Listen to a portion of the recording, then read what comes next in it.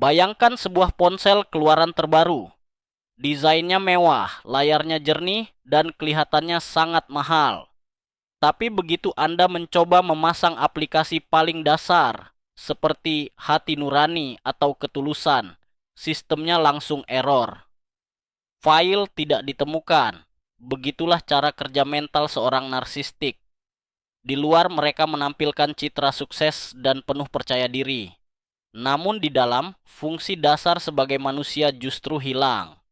Hari ini, kita tidak akan membahas betapa buruknya mereka. Kita akan bicara soal fakta, tentang 6 kemampuan spesifik di mana narsistik manapun benar-benar nol besar. Anda akan paham kenapa menunggu empati dari mereka itu sia-sia, dan kenapa permintaan maaf mereka selalu terdengar seperti hinaan. Siap mengetahui kebenaran yang bisa menyelamatkan hidup Anda? Mari kita mulai. Sebelum masuk ke daftar tersebut, ada satu hal penting yang harus dipahami. Gangguan kepribadian narsistik bukan sekadar rasa percaya diri yang tinggi. Ini adalah trauma perkembangan yang mendalam. Bayangkan jika di masa kecil, tulang punggung emosional seseorang patah dan menyambung secara tidak normal. Untuk bertahan hidup, anak tersebut menciptakan diri palsu, sebuah topeng kehebatan yang seolah tak terkalahkan.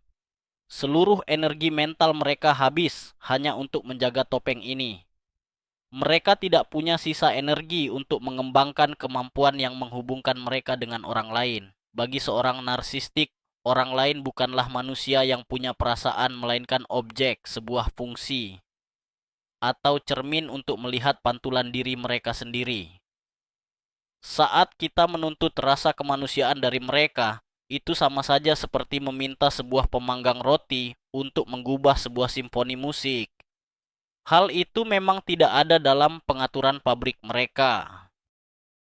Mari kita bedah satu persatu. Apa saja yang sebenarnya hilang dari sana? Kegagalan pertama dan yang paling mendasar dalam diri seorang narsisis adalah kurangnya empati emosional. Perlu digarisbawahi, saya menekankan kata emosional. Disinilah banyak orang terjebak. Seorang narsisis seringkali memiliki empati kognitif yang sangat tajam. Secara logika, mereka paham betul apa yang sedang Anda rasakan. Mereka tahu kalau ada orang menangis, berarti dia sedih. Kalau berteriak, berarti dia marah. Bagi mereka, emosi Anda hanyalah sekadar data, seperti barisan kode komputer. Kemampuan inilah yang mereka gunakan untuk memanipulasi Anda, karena sebenarnya mereka tidak bisa merasakan apa yang Anda rasakan. Ibarat menghafal not balok, tapi tidak pernah bisa mendengar musiknya. Saat Anda sedang terpuruk, orang yang sehat secara mental akan ikut merasakan kepedihan Anda. Namun bagi narsisis, saluran perasaan itu sudah terputus. Rasa sakit Anda bagi mereka hanyalah gangguan yang menjengkelkan, atau justru alat untuk mengendalikan Anda. Mari kita lihat bagaimana hal ini terjadi di dunia nyata, karena seringkali situasi seperti ini bikin kita bingung. Bayangkan, Anda mendatangi seorang narsistik saat sedang punya masalah. Mungkin Anda lagi ada masalah di kantor, atau mungkin Anda sedang jatuh sakit. Tentu saja, Anda mengharapkan dukungan. Tapi bukannya kata-kata yang menenangkan, Anda justru menghadapi sikap dingin atau rasa kesal. Kenapa begitu? Karena bagi mereka, emosi Anda itu menuntut energi, dan mereka tidak mau membuang-buang energi untuk itu. Si narsistik mungkin akan berkata, "Ya itu salahmu sendiri." Atau, "Berhenti deh mengeluh, masalahku jauh lebih berat daripada kamu." Ini bukan sekadar soal kejam. Ini adalah ketidakmampuan mereka untuk ikut merasakan apa yang Anda alami.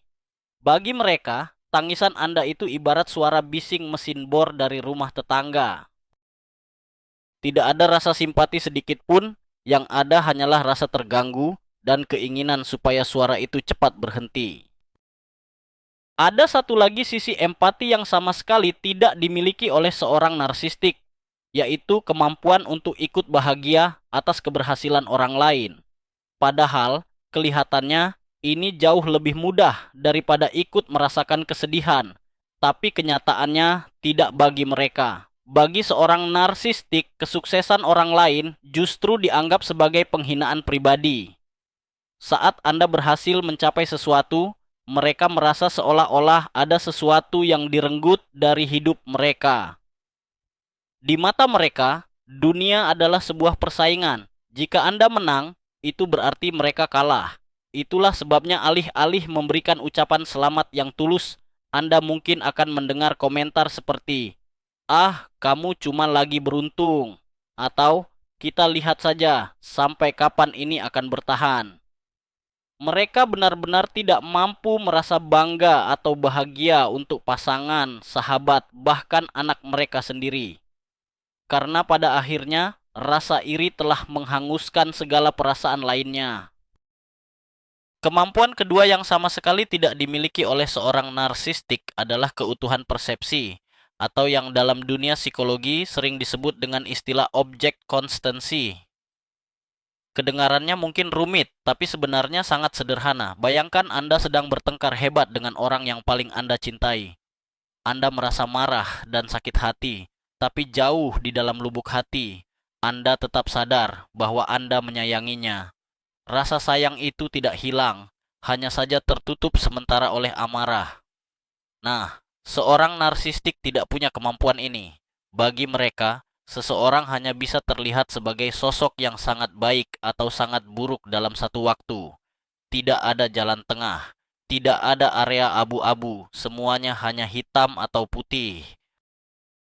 Bagaimana hal ini terjadi dalam kehidupan nyata?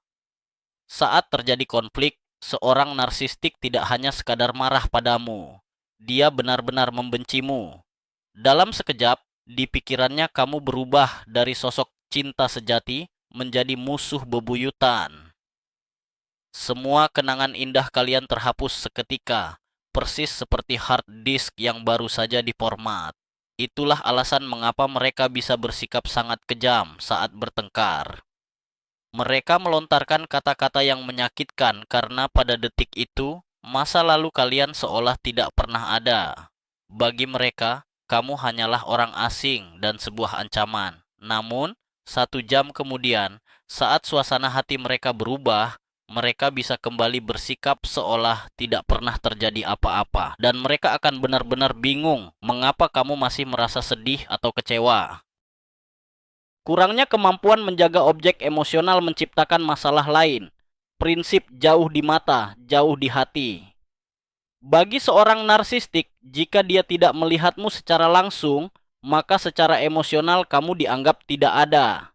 Mereka tidak punya keterikatan mendalam yang tetap terjaga saat berjauhan. Inilah alasannya kenapa mereka begitu mudah berselingkuh atau mengingkari janji sesaat setelah kamu melangkah keluar pintu. Selama kamu masih bisa dimanfaatkan, dipuja, atau memberi kenyamanan, kamu dianggap ada. Tapi begitu kamu hilang dari radar, mereka akan mematikanmu layaknya sebuah lampu. Mereka tidak mampu menyimpan citra orang tercinta di dalam batin mereka. Yang ada di sana hanyalah kekosongan yang hampa. Keahlian ketiga di mana seorang narsistik benar-benar nol besar adalah kemampuan untuk bertanggung jawab. Logikanya orang dewasa pasti paham. Kalau saya memecahkan gelas, yaitu tanggung jawab saya. Tapi dalam dunia seorang narsistik, yang salah itu gravitasi, lantainya yang miring, atau bahkan Anda hanya karena menaruh gelasnya terlalu dekat ke pinggir meja. Bagi mereka, mengakui kesalahan itu rasanya sama saja dengan kematian. Ego mereka begitu rapuh sehingga retakan sekecil apapun, seperti ucapan saya salah, bisa meruntuhkan seluruh harga diri mereka. Pernah nggak kalian ngerasain keanehan ini? Kalian berhasil nangkep basah mereka lagi bohong. Buktinya lengkap, ada tangkapan layar chat, fakta yang jelas, sampai saksi mata. Orang normal kalau diposisikan seperti itu pasti bakal malu dan minta maaf.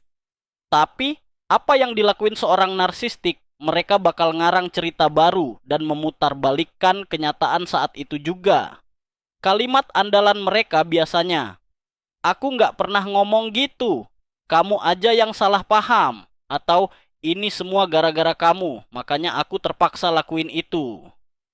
Fenomena ini disebut gaslighting. Akar masalahnya adalah ketidakmampuan mereka untuk bertanggung jawab atas perbuatan sendiri. Mereka bakal terus membantah hal yang sudah jelas, meski terdengar sangat konyol sekalipun. Kenapa? Karena mental mereka berusaha melindungi diri dari rasa malu dengan cara apapun. Dalam konteks ini, mekanisme proyeksi bekerja dengan cara yang unik. Karena seorang narsisis tidak mampu mengakui atau memikul kekurangannya sendiri, dia akan membuang semua itu kepada Anda.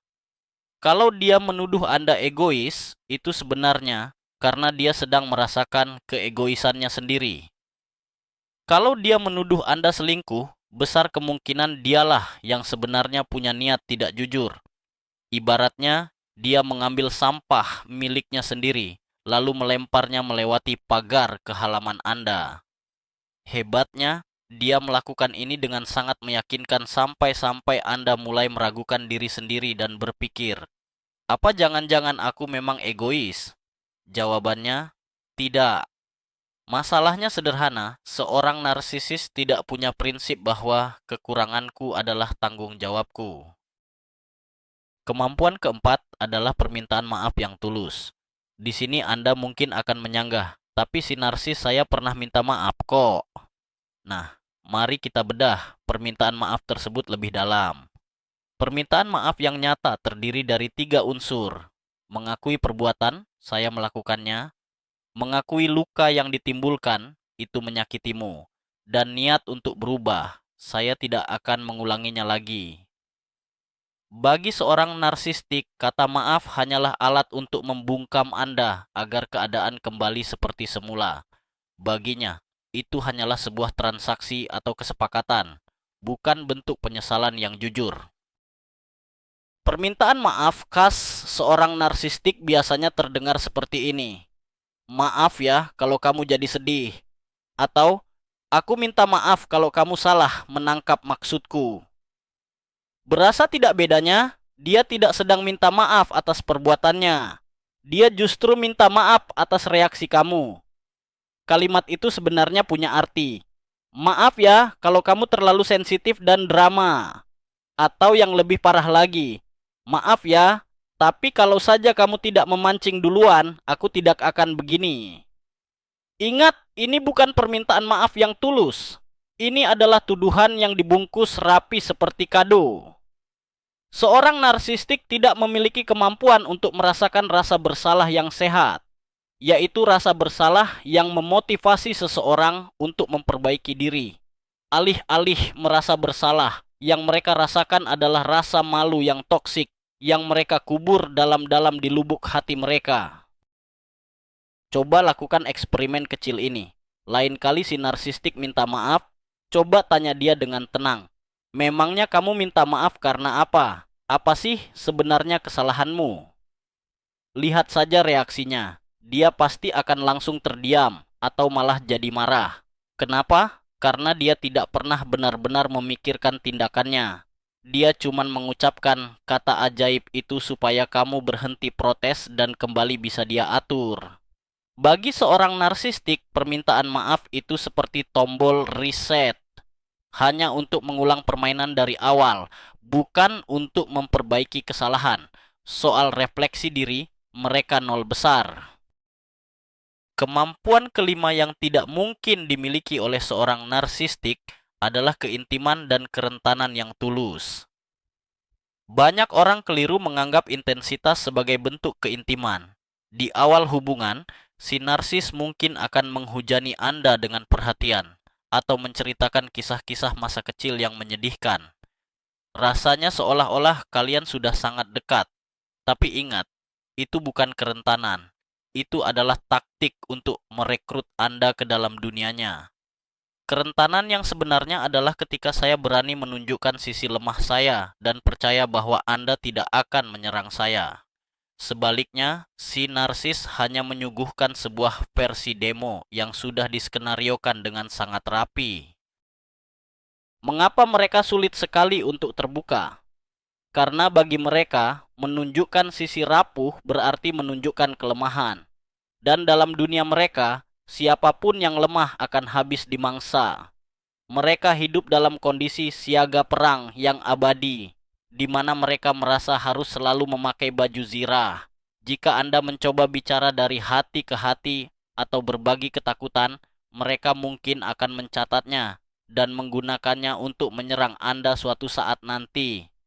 Dan jika Anda meminta mereka untuk jujur membuka diri, mereka akan mengalihkan pembicaraan atau sekadar memberi jawaban basa-basi yang terdengar aman. Kemampuan untuk menjadi diri sendiri, tanpa topeng dan tanpa pertahanan sudah tumpul dalam diri mereka. Mereka takut jika topeng itu dilepas, Anda hanya akan melihat kekosongan di baliknya, lalu pergi meninggalkan mereka.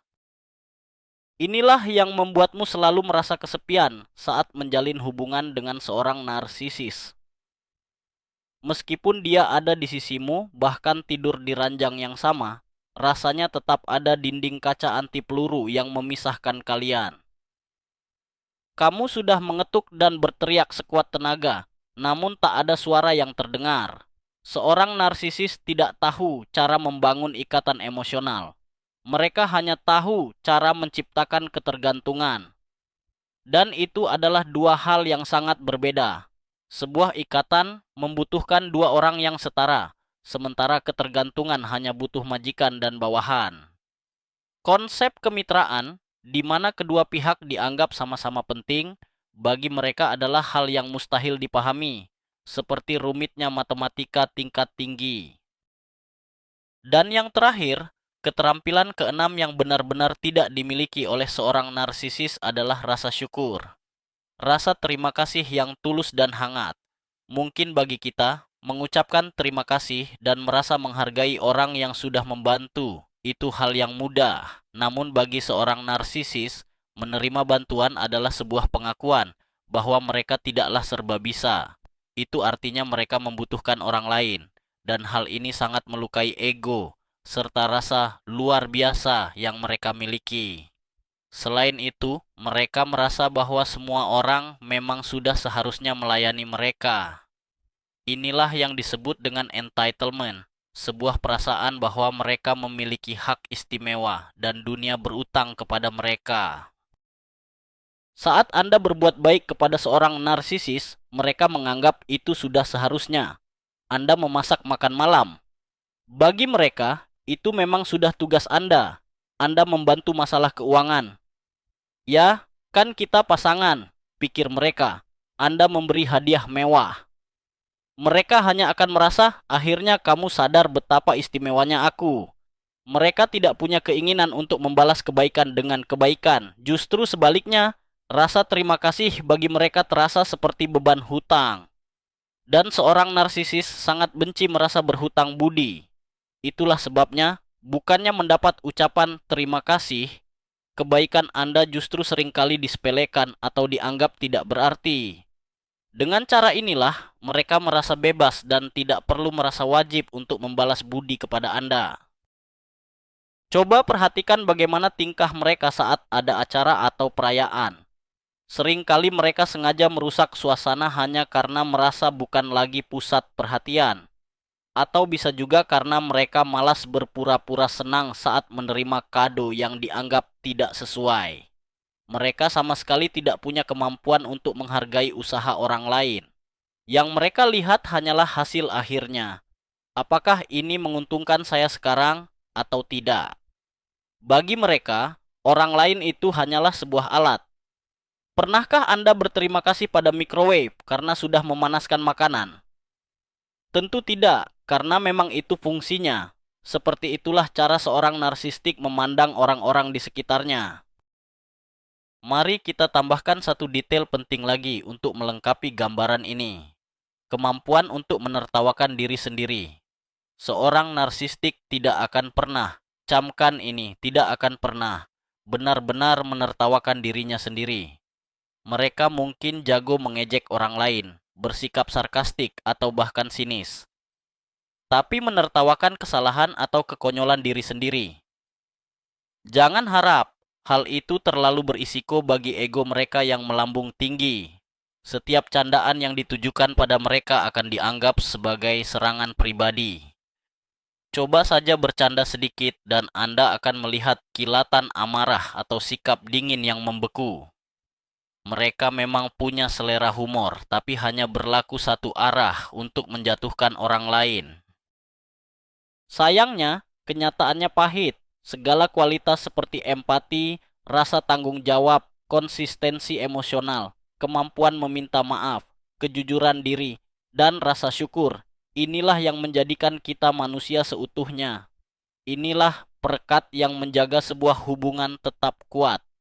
Membangun keluarga atau persahabatan dengan orang yang tidak memiliki kualitas tersebut ibarat mendirikan rumah di atas tanah rawa tanpa fondasi. Kamu akan terus menguras energi dan waktu untuk menambal kerusakan di sana-sini. Namun bangunan itu akan tetap perlahan tenggelam. Seorang narsistik tidak akan pernah berubah karena dia tidak merasa ada yang salah dengan dirinya. Baginya, kamulah masalahnya. Hanya karena kamu menuntut sesuatu yang mustahil untuk ia berikan. Itulah 6 error fatal dalam sistem pemikiran seorang narsistik. Mungkin selama menonton, Anda merasa sangat familiar hingga membuat bulu kuduk berdiri. Tenang saja, itu wajar. Pengetahuan adalah pelindung terbaik Anda. Sekarang Anda paham bahwa sikap dingin mereka bukanlah kesalahan Anda. Ketidakmampuan mereka untuk meminta maaf bukanlah kekurangan Anda. Itu memang sudah sifat alaminya. Sama seperti kita tidak bisa mengajari ikan memanjat pohon, kita pun tidak bisa mengajari seorang narsistik untuk memiliki empati. Pertanyaan terpenting saat ini bukan lagi soal mengapa mereka seperti itu, melainkan apa yang akan Anda lakukan dengan informasi ini. Apakah Anda masih ingin terus mengetuk pintu yang sudah terkunci rapat? Tulis di kolom komentar. Dari 6 poin tadi, mana yang paling melukai Anda saat menjalin hubungan dengan orang seperti itu? Cerita Anda mungkin bisa membantu orang lain merasa bahwa mereka tidak gila. Tekan tombol suka jika video ini bermanfaat. Ini akan membantu menyebarkan pesan ini dan mungkin bisa menyelamatkan kesehatan mental seseorang di luar sana. Jaga diri Anda baik-baik dan sampai jumpa di video selanjutnya.